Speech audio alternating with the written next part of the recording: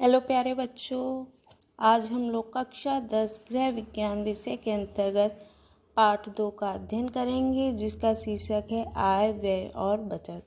बच्चों, इस पाठ के भाग 1 और भाग 2 की वीडियो में हमने आपको आय और व्यय के बारे में जानकारी प्रदान की थी और आज हम लोग बचत का अर्थ एवं परिभाषा, बचत के प्रकार, बचत का क्या महत्व है और बचत से हमें कौन कौन से लाभ होते हैं, इसके बारे में अध्ययन करेंगे। तो चलिए बच्चों, शुरू करते हैं। आज के युग में गृह संचालन एक जटिल समस्या है। इस समस्या की पूर्ति धन से ही संपन्न होती है। ये समस्याएं धन से पूरी की जाती हैं।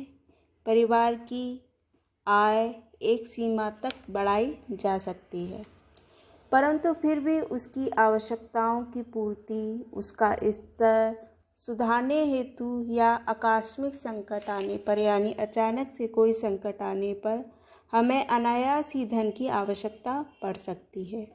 इसीलिए बजट में बचत का महत्वपूर्ण स्थान है।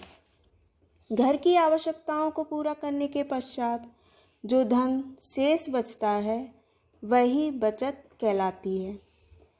बचत की गई धनराशि भविष्य की आवश्यकताओं को पूरा करने में सहायक होती है।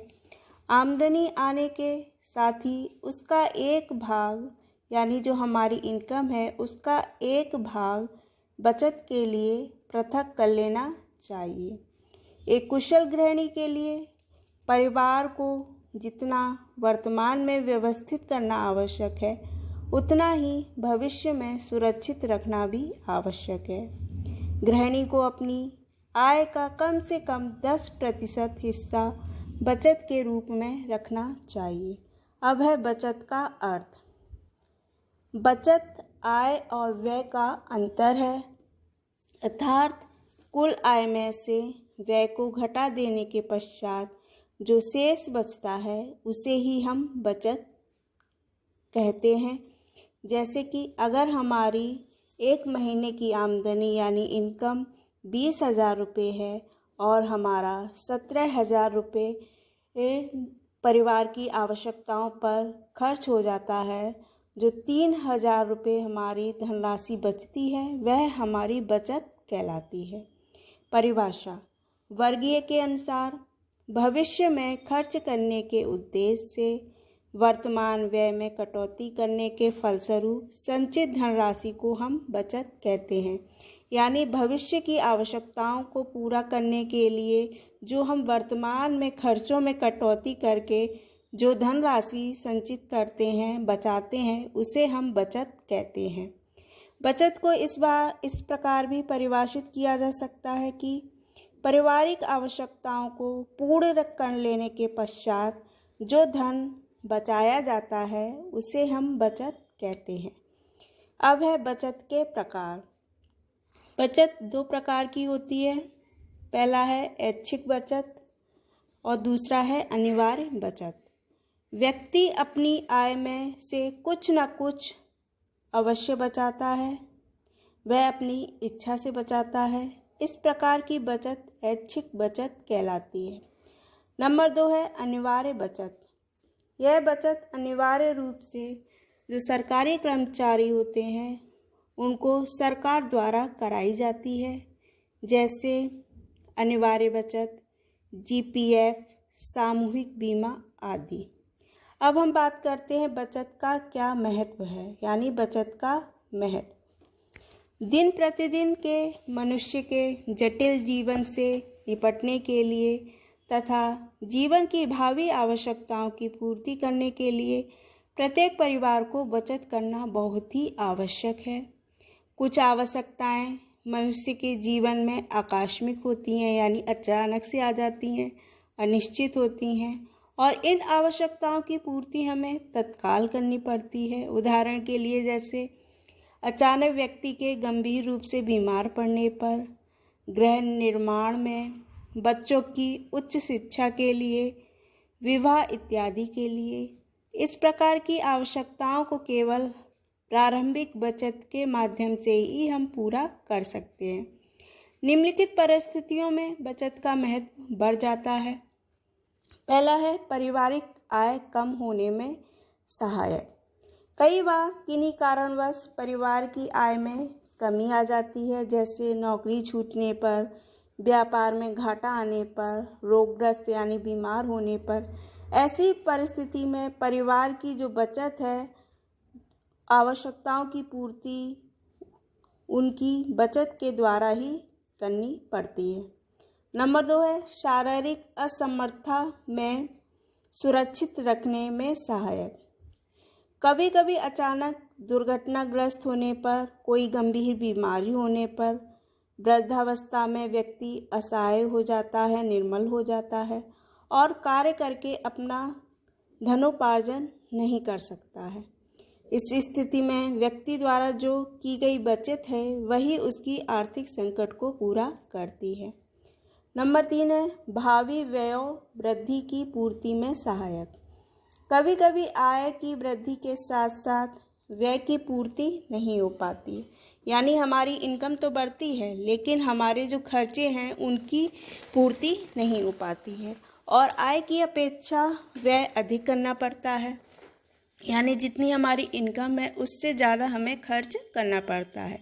जैसे बच्चों की उच्च शिक्षा में, रोग की स्थिति में, विवाह इत्यादि में। इस प्रकार की परिस्थिति में बचत ही महत्वपूर्ण साधन सिद्ध होता है।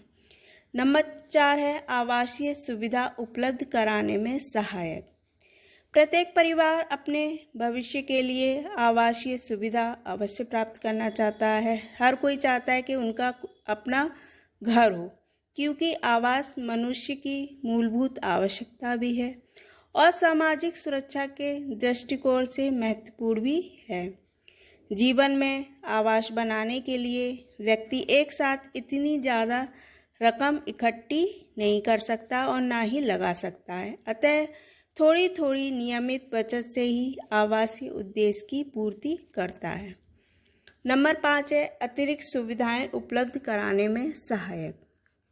बचत के माध्यम से नवीन उपकरणों एवं साधनों द्वारा परिवार की स्थिति को उच्च स्तरीय व आरामदायक बनाया जा सकता है।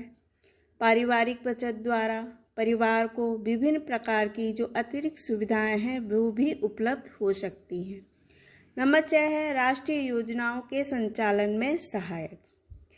नियमित पारिवारिक बचत किए जाने से राष्ट्र की प्रगति एवं समृद्धि पर भी पर्याप्त प्रभाव पड़ता है। पारिवारिक बचत को राष्ट्रीय विनियोग एवं बचत योजनाओं में लगाने से सरकार की आर्थिक स्थिति मजबूत हो सकती है। इसके फलस्वरूप विभिन्न प्रकार की जो महत्वपूर्ण राष्ट्रीय परियोजनाएं हैं उनका संचालन कर पाना भी संभव होता है। नंबर 7 है अवकाश काल के सदुपयोग में सहायक। प्रत्येक परिवार अपने अवकाश काल को पूर्ण आनंद और उत्साह से बिताना चाहता है। अवकाश में परिवार की इच्छाओं एवं मनोरंजन स्वरूप किसी तीर्थ स्थान पर जाना, किसी रमणीक स्थल पर यात्रा का कार्यक्रम बना लिया जाता है। इस कार्यक्रम को रोमांचक स्वरूप बचत प्रावधान में से दिया जा सकता है। परिवार के सदस्य अतिरिक्त बचत से ही मनोरंजन साधनों की पूर्ति कर सकता है। नंबर 8 है सामाजिक प्रतिष्ठा बढ़ाने में सहायक। कई बार व्यक्ति को अपने परिवार की सामाजिक प्रतिष्ठा बनाए रखने के लिए अतिरिक्त धन का व्यय करना पड़ता है, यानी खर्च करना पड़ता है, जिसकी पूर्ति नियमित पारिवारिक बचत के द्वारा ही संभव हो जाती है। नंबर 9 है धनोपार्जन करने वाले व्यक्ति की मृत्यु होने पर सहायक। किसी भी परिवार में धनोपार्जन करने वाले व्यक्ति की अचानक मृत्यु हो जाती है तो परिवार को धन के अभाव का सामना करना पड़ता है, यानी आर्थिक तंगी का सामना करना पड़ता है। परंतु नियमित रूप से की गई बचत परिवार के सदस्यों की आर्थिक पूर्ति करने में सहायक होती है। अब है बचत से लाभ। बचत से निम्नलिखित लाभ हैं। पहला है भविष्य के आकस्मिक संकट में सहायक। किसी प्रकार का संकट, कठिन बीमारी, नौकरी छूट जाना आदि के समय इसी धन से काम चलाया जा सकता है।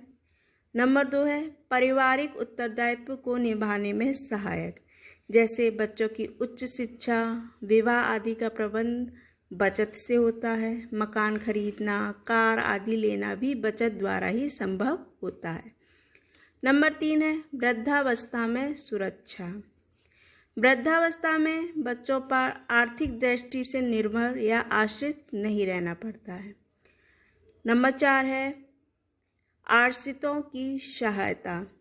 परिवार में किसी सदस्य की मृत्यु हो जाने पर या नौकरी छूट जाने पर या कोई अन्य संकट आने पर उसे तथा उसके परिवार को सहायता दी जा सकती है। स्वयं गृह स्वामी की यदि नौकरी छूट जाए, वह बीमार हो जाए या दुर्भाग्य से उसकी मृत्यु हो जाए तो उसकी पत्नी और बच्चों को बचत द्वारा कुछ सहायता और सुरक्षा भी प्रदान की जाती है। नंबर 5 है आर्थिक लाभ मिलता है। बचत के उचित विनियोग से परिवार की आय में निरंतर वृद्धि होती रहती है। नंबर 6 है जीवन स्तर उठाने में सहायक। बचत और उसके उचित विनियोग के द्वारा आय में वृद्धि होती है, जो परिवार के जीवन स्तर को उठाने और उसकी सामाजिक प्रतिष्ठा बनाने में सहायक होती है। नंबर 7 है आत्मविश्वास और आत्मनिर्भरता की भावना देने में सहायक। जब बचत के रूप में कुछ धन व्यक्ति के पास एकत्रित हो जाता है यानी इकट्ठा हो जाता है, तब उसमें एक प्रकार से आत्मविश्वास की भावना आ जाती है और वह अनुभव करने लगता है कि यदि भविष्य में दुर्भाग्य से कोई दयनीय स्थिति आ भी जाए तो वह अपने इस धन द्वारा उस परिस्थिति का सामना कर सकता है। नंबर 8 है राष्ट्र के विकास में सहायक। राष्ट्र के विकास के लिए भी धन की आवश्यकता होती है। विकसित राष्ट्र के नागरिक ही संपन्न एवं आनंदमय जीवन बिताने की कामना कर सकते हैं। राष्ट्र भी अपनी संकटकालीन स्थितियों से उबरने के लिए बचत की योजना बनाता है। देश पर किसी प्रकार के संकट की स्थिति में भी बचत का धन उपयोग करके उस संकट से मुक्ति पाई जा सकती है। धन्यवाद।